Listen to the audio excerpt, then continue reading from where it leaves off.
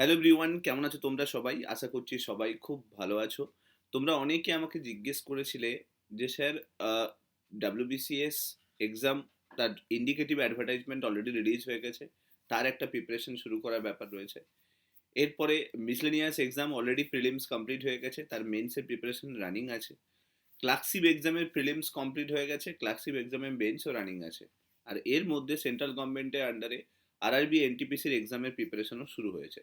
এখন বিষয় হলো যে কোন এক্সামটাকে সবথেকে বেশি গুরুত্ব দিতে হবে এবং সেটাকে কিভাবে প্রিপারেশন করতে হবে যাতে সবগুলো এক্সামকে ইন্টিগ্রেটেডলি কভার করা যায় এবং সবথেকে গুরুত্বপূর্ণ এক্সাম এই মুহূর্তে কোনটা, এই সমস্ত কিছু নিয়ে তোমরা আমাকে কোয়েশ্চেন করছিলে। আজকের এই ভিডিওতে আমি কমপ্লিটলি অ্যানালাইসিস করে দেবো যে কোন এক্সামটাকে তুমি এই মুহূর্তে দাঁড়িয়ে ফোকাস করবে এবং কোন এক্সামটার উপরে সবথেকে বেশি গুরুত্ব দেওয়ার তোমার দরকার আছে। সো ডিটেলসে এই ভিডিওটার মধ্যে থাকবে। ভিডিওটা ভালো লাগলে লাইক করে দিও।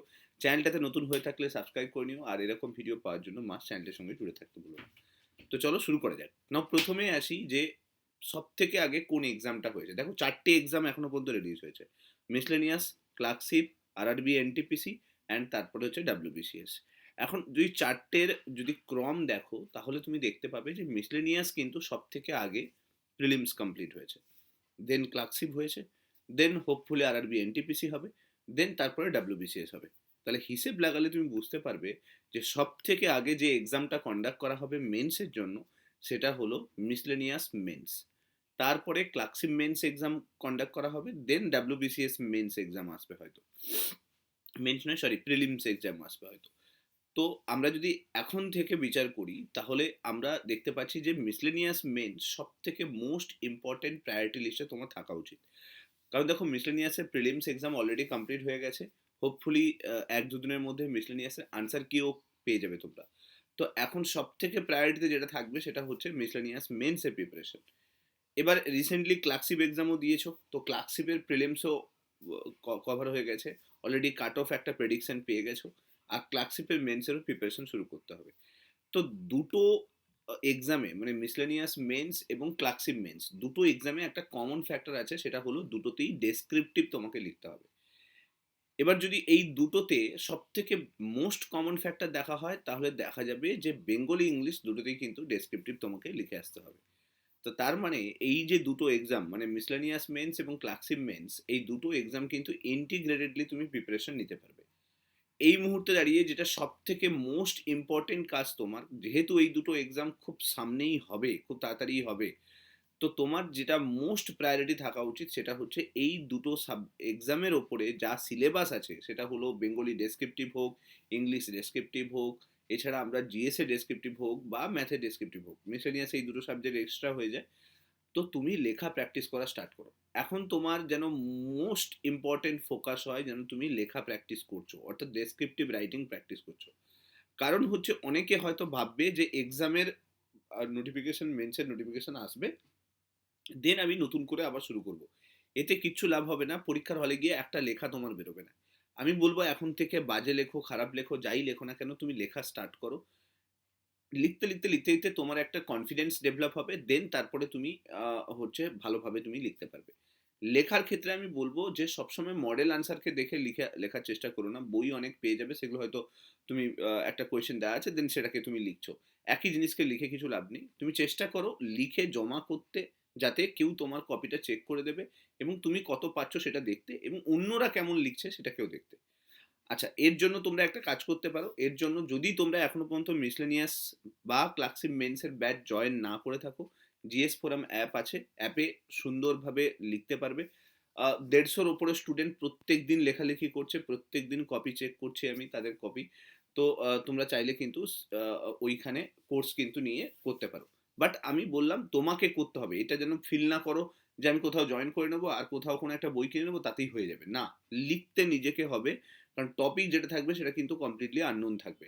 তো এখন যদি আমরা এই চারটে এক্সামের রেসপেক্টে দেখি তাহলে কিন্তু সব থেকে মোস্ট ইম্পর্টেন্ট প্রায়োরিটি তোমার হওয়া উচিত এই দুটো এক্সামের ডেসক্রিপটিভটাকে তৈরি করা। পুরো দিনের একটা পার্টিকুলার টাইম তুমি এই ডেসক্রিপটিভের জন্য দাও। আর বাকি যে টাইমটা থাকছে সেই টাইমটাতে তোমাকে যেটা ফোকাস করতে হবে সেটা হচ্ছে RRB NTPC এক্সাম। অনেকে হয়তো WBCS প্রিলিমসের জন্য ফোকাস করার কথা বলবে, কিন্তু আমি বলবো RRB NTPCর জন্য ফোকাস করো ভালোভাবে। কারণ হচ্ছে WBCS এর প্রিলিমসের নোটিফিকেশন আসতে সময় লেগে যাবে। সেই নোটিফিকেশন আসার পরে দেন তারপরেও আরও 4 মাস মতো সময় পাবে ডাব্লিউবিসিএস প্রিলিমসের জন্য। তো এখন যেটা মোস্ট ইম্পর্টেন্ট প্রায়োরিটি তোমার আরআরবি এনটিপিসি হওয়া উচিত।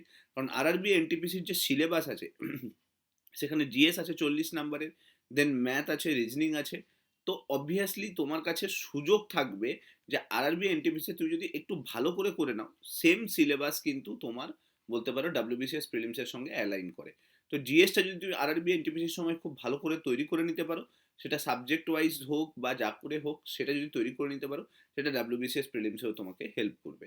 তো এখন তাহলে বুঝতে পারলে মোস্ট ইম্পর্টেন্ট প্রায়োরিটি কি হবে, মিসলেনিয়াস এবং ক্লার্কশিপের ডেসক্রিপটিভ রেডি করা যদি তোমার প্রিলিমসের কাট অফ ক্লিয়ার হচ্ছে।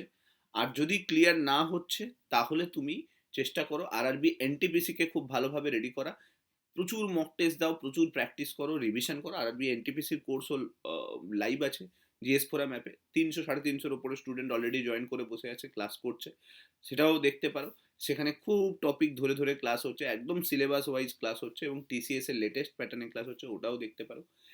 কিন্তু যেটা মাথায় রাখতে হবে, কোর্স বা ক্লাস বা যা কিছু বই যাই কিছু হোক না কেন, সেগুলো তোমাকে তোমার রাস্তাটাকে একটু হেল্প করবে আরো স্পিড আপ করার জন্য।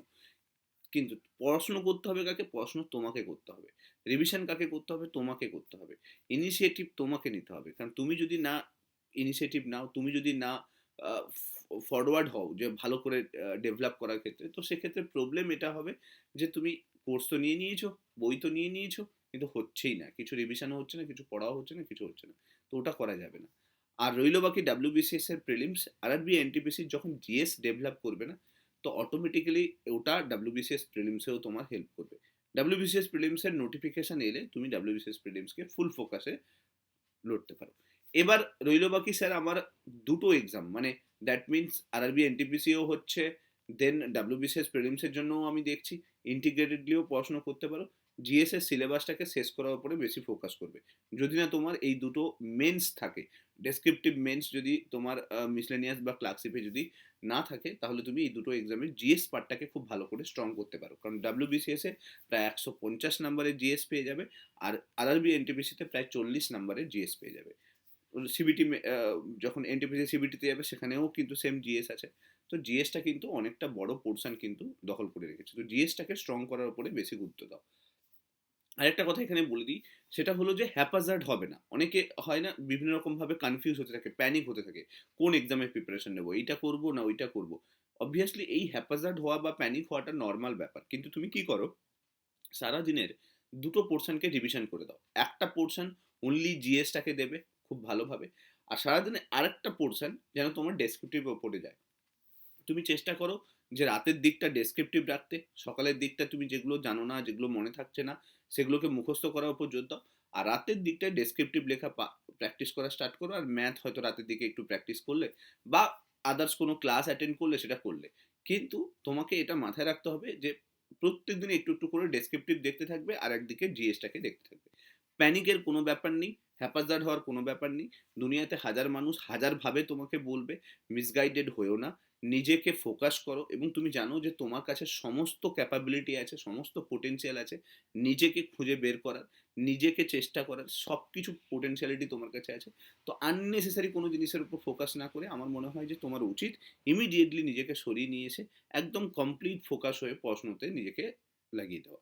কারণ এরকম অপরচুনিটি খুব কম সময়ে আসবে, যেখানে 8500 প্লাস ভ্যাকেন্সি ক্লার্কশিপের রয়েছে, 700 প্লাস ভ্যাকেন্সি মিসলেনিয়াসের রয়েছে, 8,000 থেকে 11,000-এর কাছাকাছি ভ্যাকেন্সি আরআরবি এনটিপিসির আছে, প্লাস আরও তুমি ধরে চলো 300-র ওপরে ভ্যাকেন্সি মোস্ট প্রবলি, আমি এখনই আইডিয়া দিতে পারছি না, ডাব্লিউবিসিএস এর আছে। তো হিউজ ভ্যাকেন্সি রিলিজ হয়ে আছে, এই মুহূর্তে করার সুযোগ আছে। যদি বেস্টটুকু দিতে পারো তাহলে কিন্তু অনেক কিছু করতে পারবে। সো হোপফুলি ভিডিওটার মাধ্যমে আমি তোমাদেরকে বোঝাতে পারলাম, এবং একটু হলেও তোমার কনফিউশনটাকে ক্লিয়ার করতে পারলাম যে কোন এক্সামের ওপর এই মুহূর্তে ফোকাস করার দরকার আছে তোমার। সো ভিডিওটা ভালো লাগলে লাইক করো, কমেন্টে জানিও তোমার কমেন্ট, তুমি কোন এক্সামটাকে ফোকাস করতে চলছো বা চলেছো, ঠিক মতো করে দেখছো। সো মাস্ট এই ভিডিওগুলোকে বন্ধুদের সঙ্গে শেয়ার করো, যাতে তাদেরও যে প্যানিকনেস আছে, যে হ্যাপাজেডনেস আছে, সেটা যাতে চলে যায়। Thank you so much. Next video তোমার সঙ্গে আবার দেখা হচ্ছে। Till then, bye by.